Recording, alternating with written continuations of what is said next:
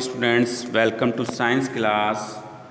Science में हम पढ़ रहे थे chapter 19 biodiversity and its conservation, जैव विविधता एवं इसका संरक्षण। इसमें आज का टॉपिक है थ्रेट टू बायोडाइवर्सिटी, जैव विविधता पर बायोडाइवर्सिटी पर संकट। Extinction of vegetations and animal species, nature, the emergence of new species in a natural phenomenon. Generally, one species of mammal extinct in 400 years and one avian species last in 200 years. But at present, the human activities and the indiscriminate destructions of natural resources have increased this rate from 1,000 to 10,000 times. As a result, the biodiversity is decreasing rapidly. पहले क्या होता था, species को जो है destroy होने में काफ़ी टाइम लगता था, बट ये स्पीड इंक्रीज़ हुई और उससे नेचुरल रिसोर्सेज जो हैं वो भी डिक्रीज़ हुई और ये कई गुना बढ़ गए। नेचुरल रिसोर्सेज के जो डिक्रीज़ होने की गति 1,000 to 10,000 टाइम्स जो इंक्रीज़ हो गई और इसका रिजल्ट क्या आया, इससे बायोडाइवर्सिटी जो थी वो डिक्रीज़ हो गई। वो क्या हो गई, डिक्रीज़ हो गई। According to an estimate about 700 species have become extinct since the year 1600 AD. Today, about 4,000 species of animals and 60,000 species of plants are on the verge of extinctions. प्राकृतिक संसाधनों का जो नेचुरल रिसोर्सेज है, इनका use बढ़ रहा है, increase हो रहा है, क्यों पॉपुलेशन बढ़ रही है, जिससे स्पीसीज के डिक्रीज होने का टाइम भी जो है बढ़ रहा है। तो ये रिसोर्सेज जो है, इनका यूज जो था वो 1,000 to 10,000 टाइम्स जो इंक्रीज हो गया, जिससे स्पीसीज डिक्रीज हो रही है, बायोडाइवर्सिटी डिक्रीज हो रही है। Eight percent one bird from every 8th on earth, on mammal from 4th, one coniferous tree out of 4, one amphibian in every 3, 6 of the 7 sea turtles are facing the risk of extinctions. Not only this, today we have lost 75% of the genetic diversity of the agricultural crops.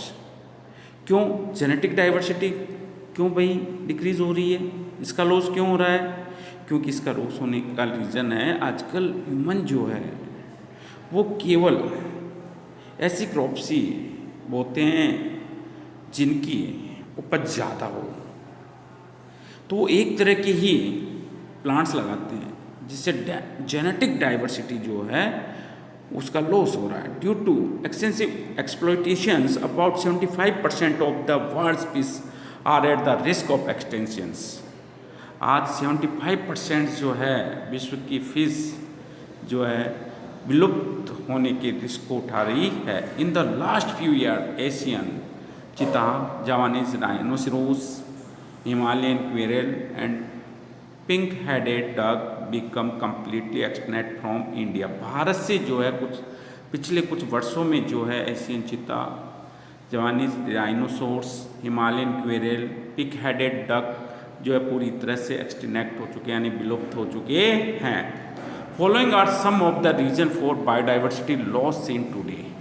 अब देखो biodiversity का loss होने के कुछ important regions यहाँ दिए गए हैं। स्टूडेंट्स, बायोडाइवर्सिटी के लॉस होने के रीजन पे क्वेश्चन बोर्ड एग्जाम में पूछने के 90% चांस होते हैं। इसमें 8 टॉपिक है जिनमें से कुछ ना कुछ ज़रूर पूछा जाता है। फर्स्ट टॉपिक है destruction of natural habitats. Nature has set a specific habitat for every organism in which it dwells and increase its number as per the laws of nature.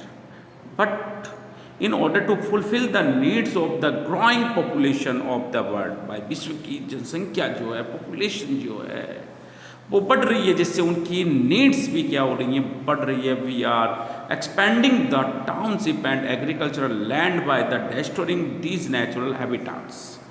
There are 50 million to 300 million species on our planet, out of which over 50% species are found in the tropical forest. But today, these forests are being cut at a rate of 1.7 crore hectare per year. भाई जो 50 million to 300 million species है हमारे planet पर, उनमें से 50% जो species होती हैं वो ट्रॉपिकल फॉरेस्ट्स में है। और टुडे जो है इन फॉरेस्ट्स को जो काटने की रेट है वो 1.7 करोड़ हेक्टेयर पर ईयर है। If tropical forest were destroyed at this rate, then according to a scientific estimate in the next 30 years, 5 to 10% of the plant and animal species inhabiting in these forests will become extinct in the last 60 years due to deforestation in Europe. 50% of fungal species have become extinct. Europe में जो है deforestation से यानी कि जंगलों को काटने का रिजल्ट क्या आया, 50% फंगल स्पीसीज वहाँ से एक्सटिनेक्ट हो चुकी है। Similarly the temperature rain forest are being destroyed at a rate of about 1 crore hectare per annum. Unfortunately the majority of the extinct species could not be recognised by the scientist. इनमें से कई ऐसी species है जिनको अभी scientist पहचान भी नहीं पाए थे। नेक्स्ट है habitat fragmentations. The natural habitats of wild creatures which were earlier extensively and indiscriminately spread in the area have now been disrupted by the construction of roads, railways, gas pipeline, canal, electricity lines, dams and farms. अब देखो natural habitat जो जीवों के प्राकृतिक natural habitat जो थे वो धीरे धीरे क्या हो रहे हैं, नष्ट हो रहे हैं। और उसका रीज़न क्या है, उसका रीज़न है construction of roads, railways, gas pipeline, canal, electric lines, dams, forms etcetera इसके रीज़न है। ये बनाए जाते हैं और ये क्या उन जो फॉरेस्ट में जो एनिमल्स रहते हैं, ये प्लांट्स हैं, उनकी जो हैबिटाट है उनके बीच में से होकर गुजर गई, जिससे उनके जो नेचुरल हैबिटाट्स थे वो 2 पार्ट्स में डिवाइड हो गए। अब मान लो किसी नेचुरल हैबिटाट से रेलवे लाइन गुजर गई तो वो 2 पार्ट्स में डिवाइड हो गया। अब वहाँ से एनिमल्स जो है आते जाते हैं, वो रेलवे लाइन को नहीं पहचान पाते और ट्रेन के नीचे आने के कारण कई एनिमल्स जो हैं मर जाते हैं। They have adversely affected the natural activities of the wildlife, and these creatures feel unsafe in such activities. When they encroach into human habitats, many wild animals are led by the vehicles or killed by local residents. कई बार क्या होते हैं, ये animals जो हैं मानव बस्तियों में आ जाते हैं और मानव के द्वारा ये मार दिए जाते हैं या व्हीकल्स के द्वारा वाहनों के नीचे कुचल दिए जाते हैं। Every year about half a dozen tigers and many small animals meet with accident on the railway tracks passing through the दूधवा national park.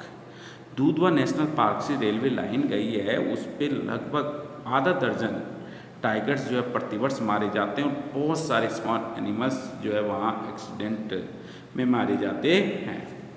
Next point number 3 है climate change. Human activities have significantly enhanced the amount of greenhouse gases on earth. This has resulted in a continuous increases in the temperature of the earth। और इसका result क्या हो रहा है भाई, जो अर्थ का टेम्परेचर है वो कंटिन्यू जो है इंक्रीज हो रहा है। With the rise in the temperature the ice on poles is melting rapidly. और टेम्परेचर इंक्रीज होने से जो पोल्स पर आइस जो डिपॉजिट था वो मेल्ट हो रहा है और इससे जो है वाटर लेवल जो है वो इंक्रीज हो रहा है। किसका, सी वाटर लेवल क्या हो रहा है, इंक्रीज, क्योंकि पोल्स पे जो आइस डिपॉजिट था वो मेल्ट होकर समुद्रों में आ रहा है और समुद्र का जो वाटर लेवल है वो इससे क्या हो रहा है, इंक्रीज हो रहा है। With the rise in the temperature, the ice on poles is melting rapidly and the water levels of the sea is increasing. This has resulted in adverse impact on marine biological diversity. Because of the decrease in land availability, Terrestrial biodiversity has been affected adversely according to an estimate. If the temperature of the earth increases by 3.5 degrees centigrade, 70% of the species will face a danger of extinction. विलुप्त होने के खतरे को 70% प्रजाति, यदि 3.5 degree centigrade temperature increase होता है तो 70% स्पीसीज जो है एक्सटिंक्ट होने के खतरे को झेलती हैं। पॉइंट नंबर 4 है एनवायरमेंटल पॉल्यूशन। अगला क्या है? Environmental pollution. ठीक है, तो the environmental pollution badly affect the animals and plants. Many plants and animals are destroyed in the land and water polluted by industrial effluents. Many microorganisms and plants are destroyed by the acid rain caused due to the excessive air pollution. By excessive air pollution के कारण acid rain आती है जिससे बहुत सारे micro organism plant जो होते हैं वो डेस्ट्रॉय हो जाते हैं. Similarly, the excessive use of chemical fertilizers and insecticides to increase agricultural yields has resulted in extinction of microorganisms found in the soil. This has an adverse impact on the fertility of the soil. इससे soil की fertility जो है भाई, बहुत से जो soil में micro organism रहते हैं जो कि सॉइल की फर्टिलिटी को इंक्रीज करते हैं वो डिस्ट्रॉय हो जाते हैं, जिससे सॉइल की फर्टिलिटी जो है वो डिक्रीज हो जाती है. नेक्स्ट है point number 5, over exploitations of the natural resources. The use of natural resources for the fulfilment of local needs is in no way harmful, but man has excessively exploited the trees and animals for his commercial benefits. This has resulted in a threat of extinction of many species. For example, frog legs. Frog legs का उपयोग जो है Europe and North America are use to increase flavour of food. भाई frog legs का use जो Europe और North America में जो है भोजन का स्वाद बढ़ाने के लिए किया जाता है. Increase flavor of food. Many Asian countries including India exported legs of frog. बहुत से जो कंट्री जो हैं वो क्या करते हैं, फ्रॉग लेग्स को एक्सपोर्ट करते हैं, जिनमें इंडिया भी शामिल है. एशिया के हैं वो सभी कंट्री एशियन कंट्रीज हैं जिनमें इंडिया भी शामिल है. In 1983 India exported 3650 metric tons of frog. This resulted 1983 में भारत ने क्या किया, 3650 मैट्रिक टन जो है फ्रॉग जो है क्या कर दिए, निर्यात कर दिए. This resulted in depletion of number of frogs in the forest and unexpected increase in pest which were otherwise would have been eaten by the frogs. और इसका रिजल्ट क्या आया? इसका रिजल्ट ये आया कि फ्रॉग जिन पेस्ट्स को, जिन इंसेक्ट्स को खाते थे वो इंसेक्ट्स उस एरिया में बहुत ज़्यादा इंक्रीज हो गए और वो क्रॉप्स को नुकसान पहुंचाने लगे. Looking to the seriousness of the problem on 1 April, VIMP question है, 1 April 1987 the government of India has banned the business of the frogs. 1 April 1987 में भारत सरकार ने जो है फ्रॉग का जो बिजनेस था उस पर बैन लगा दिया. ठीक है, क्वेश्चन पूछा जाता है, VIMP क्वेश्चन है पूरा. नेक्स्ट है टॉपिक नंबर 6, इसमें पॉइंट नंबर 6 है ट्रेस टू बायोडाइवर्सिटी में commercial practices in agricultural and forestry. Prior to the green revolution farmers used to grow various varieties of cereals, fruits, vegetables, etc. in their fields and kept many breeds of livestock. However, in the greed of getting more production in less time, today's farmer grows improved seed varieties only and maintains the more productive hybrid species of livestock. आज जो है farmers भी क्या करते हैं, hybrid species का use करते हैं फसल उगाने के लिए. क्यों? क्योंकि मोर प्रोडक्टिव होती हैं, इससे उत्पादन ज़्यादा होता है. ठीक है, These practices have resulted in step decline in genetic biodiversity. इससे जो जेनेटिक बायोडाइवर्सिटी है वो धीरे धीरे क्या हो रही है, कम हो रही है. In Indonesia from the last 15 years, 80% of the farmers are producing more productive hybrid varieties of rice. Indonesia में पिछले 15 साल से 80% से ज़्यादा किसान जो है हाइब्रिड संकर किस्म के जो है चावल उगाते हैं. This has resulted in the extinction of the 1500 local varieties of rice. और इसका रिजल्ट क्या हुआ, वहाँ की जो 1500 लोकल वेराइटीज़ थी राइस की वो विलुप्त हो गई, एक्सटिनेट हो गई. This A huge threat for the future because once a pandemic in spread, all the crops will be destroyed together and shall result in hunger problem. यदि मान लो अब इस हाइब्रिड स्पीसीज में कोई डिजीज़ हो जाए तो वो सारी नष्ट हो जाएगी और उस कंडीशन में जो है भूखे रहने की समस्या उत्पन्न हो सकती है. यदि जेनेटिकली डिफरेंट स्पीसीज होती राइस की तो एक नष्ट होती है तो दूसरी को बो लिया जाता है, बट एक ही तरह की बोते हैं वो भी नष्ट हो जाए तो जो भूखे रहने की समस्या उत्पन्न हो सकती है वहाँ पर. In the same way forest of the same species are being planted for meeting today's needs of paper which is plywood and industrial raw materials, thereby decreasing the final biodiversity. ठीक है. नेक्स्ट 7 पॉइंट है इन्वेशन of foreign species. इन्वेशन of foreign species विदेशी प्रजातियों का आक्रमण. ठीक है. Many times the extinction of local species is threatened by the terrible or undesirable influx of foreign species and they cause an imbalance in the whole ecosystem. Some plant species such as lantana and water lily were imported for the beautification. The British had brought lantana to India. lantana को भारत में कौन लाए? British लाए. कब लाए? 1807 and planted it in the botanical garden of Calcutta. 1807 में से जो है botanical garden of Calcutta में बोया गया. But it gradually spread throughout the subcontinent. Today this plant has become a menace for the local biodiversity. वर्तमान में ये प्लांट जो है वहाँ की जो लोकल बायोडाइवर्सिटी थी उसके लिए एक बड़ा खतरा बन गया है. Because it does not allow other plants to grow near it not do animals eat it. ये अपने आसपास दूसरे प्लांट्स को उगने भी नहीं देता है और इसे एनिमल्स भी नहीं खाते हैं. सिमिलरली वाटर लिली हाइनेथस which is also called water lily. तो वाटर लिली को क्या कहा जाता है? हाई सिंथेस भी कहा जाता है. वाटर लिली का ही नाम है ये. Due to its beautiful purple flowers was brought to India from Brazil. ये ब्राज़ील से भारत लाया गया. But today it has spread to so many water bodies of India.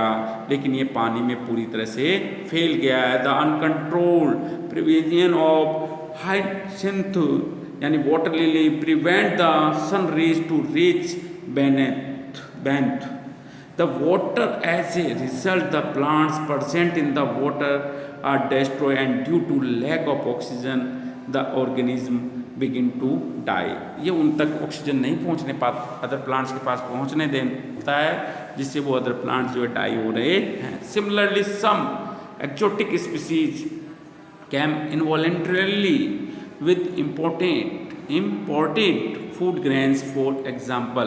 अब कुछ जो है वो वैसे तो नहीं लाए गए लेकिन वो क्या है फूड ग्रेन्स के साथ भारत में आ गए. For example Congress grass, parthenium भी कहते हैं इसे, parthenium came to India along with the wheat imported का मतलब आयात किया गया फ्रॉम द यूएस से गेहूँ मंगाए गए थे जिनमें जो है कौन सा पार्थेनियम जो है प्लांट आया. इसे कांग्रेस ग्रास भी कहते हैं. यूएस से लाया गया था 1950 में.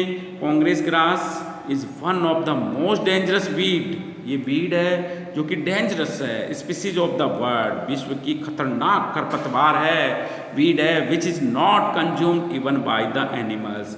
ये एनिमल्स के द्वारा नहीं खाई जाती है. This plant contains many chemical substances that cause allergies. इससे बहुत सी एलर्जी हो जाती है.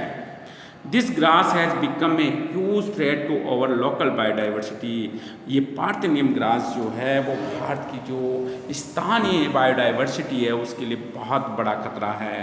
Consider this with another example. Some deers were introduce in Andaman and Nicobar islands almost 50 years ago, जो 50 वर्ष पहले जो है कुछ हिरण को जो है, डियर्स को जो है अंडमान एंड निकोबार आइलैंड में छोड़ दिया गया without keeping it in mind that there was no natural consumer of the deers. ये बिना सोचे कि वहाँ पर इन डियर्स का कोई प्राकृतिक भक्षक नहीं है, नेचुरल कंज्यूमर नहीं है, उन्हें वहाँ छोड़ दिया गया। The result was that the number of deers enhanced rapidly and they consume the local plants with the high pace and then turn towards the field for their feeds. छोड़ दिया गया, वहाँ इन्हें खाने वाला नहीं था, जिससे इनकी जनसंख्या जो है, इनकी संख्या जो है, नंबर ऑफ डियर्स जो है इंक्रीज होते गए और ये बढ़ी हुई संख्या इनकी जो है वहाँ की जो लोकल प्लांट्स थे उनके लिए खतरा बन गई। Thus interference in the system of the nature without a concrete thinking not only affects the local ecosystem but also of the social and economical system of the concerned area, और वहाँ के area को नुकसान पहुँचाने लगे। Next और अंतिम है इसमें सुपरस्टिशंस एंड इग्नोरेंस, अज्ञानता व अंधविश्वास। Due to superstitions and ignorance of the people, the threat on some specific species of living beings increases tremendously. For example, due to the misleading concept of understanding the dialect of humans, people started to catch the Gagroni parrots in large numbers and this resulted in their loss. भाई ये भ्रामक अवधारणा फैल गई कि गागरोनी जो तोता होता है, गागरोनी पैरेट्स जो होते हैं, गागरोनी तोता जो होता है, गागरोनी पैरेंट जो है वो मानव की भाषा को समझता है, जिसके कारण लोगों ने इसे पकड़ा और पकड़ के घर में बंद रखने लग गए और ये इसका परिणाम क्या हुआ, ये धीरे धीरे धीरे धीरे ख़त्म हो गए, इनका लॉस हो रहा है। फिर देखो example to the bird Godawan, the great Indian bustard Ardoides nigritis, being considered to be a sex enhancer, are hunted in larger numbers। भाई बर्ड गोडावन जो है ये जो है सेक्स पावर को इंक्रीज करता है, इस अवधारणा के कारण, इस भ्रामक अवधारणा के कारण बड़ी संख्या में इसका शिकार किया जाने लगा, जिससे ये जो है एक बड़े खतरे का सामना कर रहा है। कौन? Bird godown. Similarly in the rural areas of Rajasthan के ग्रामीण क्षेत्रों में इट इज़ ए मिसकंसेप्शन का मतलब अवधारणा सी बनी हुई है, भ्रामक अवधारणा, झूठी भ्रांति फैली हुई है that the breath of monitor lizard is poisonous. भाई मॉनिटर लिजार्ड की जो सांस है वो जहरीली है, so the villagers try to kill it on the very site, और विलेजर्स से देखते ही क्या करते हैं, मार देते हैं। तो ये भी जो है लोकल बायोडाइवर्सिटी के लिए एक खतरा है। अब देखो नेक्स्ट टॉपिक है कंजर्वेशन ऑफ बायोडाइवर्सिटी, और इसकी स्टडी हम नेक्स्ट वीडियो में करेंगे। तब तक के लिए थैंक यू।